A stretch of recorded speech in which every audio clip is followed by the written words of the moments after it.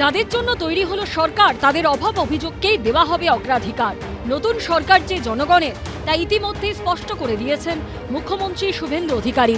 গত সপ্তাহ থেকে শুরু করেছেন জনতার দরবার। সোমবার ফের সেই দরবারের জনতার কথা শুনবেন মুখ্যমন্ত্রী।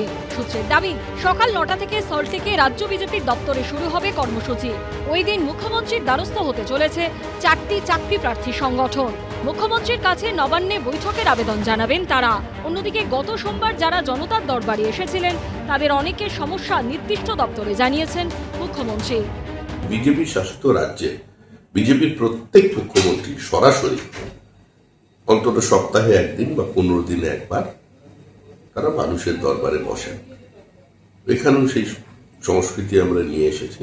এই সরকারটা পশ্চিমবঙ্গ রাজ্য সরকার, বিজেপি সরকার নয়। এখানে দল এবং সরকারের মধ্যে কোথাও কোনো বিভাজন রেখা ছিল না। তৃণমূল তো সব মিলেমিশে একাকার। এদিকে মুখ্যমন্ত্রীর পথে হেঁটে রবিবার মানুষের অভাব অভিযোগ শুনলেন শিলিগুড়ির বিজেপি বিধায়ক শঙ্কর ঘোষ। রবিবার সকাল হতেই শিলিগুড়ির বাঘা যতীন পার্কে তার কাছে অভিযোগ নিয়ে হাজির হন বহু মানুষ।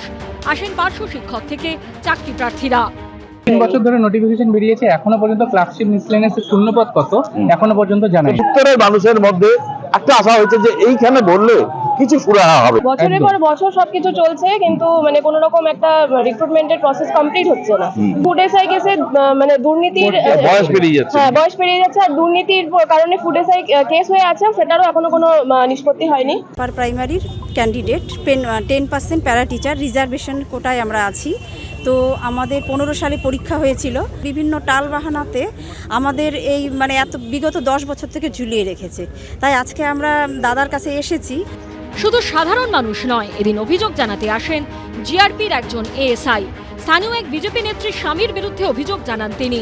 তার অভিযোগও শুনলেন বিজেপি বিধায়ক বিপ্লব তরফদার। ও আমার 5.5 লাখ টাকা নিয়ে এগ্রিমেন্ট করে, ও তারপরে টাকা যখন দিতে চায় না, এখানে যে বিজেপি করে একজন সভানেত্রী আছেন এখানে মহুয়া তরফদার, তারই হাজব্যান্ড হচ্ছে বিপ্লব তরফদার।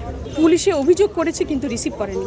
এখানে তখন তৃণমূল শাসক ছিল, যার জন্য হয়তো সেটা হয়নি।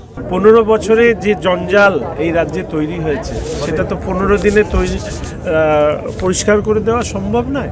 আমরা চেষ্টা করছি মানুষের সরকার হিসাবে, পশ্চিমবঙ্গের মানুষের সরকার হিসাবে এটা প্রতিষ্ঠা করা। এখানে সরকারের একটা পলিসি হবে, সেই পলিসির মধ্যে দিয়ে এই যে বিষয়গুলো এসছে সেই বিষয়গুলোকে দূর করবার চেষ্টা করব।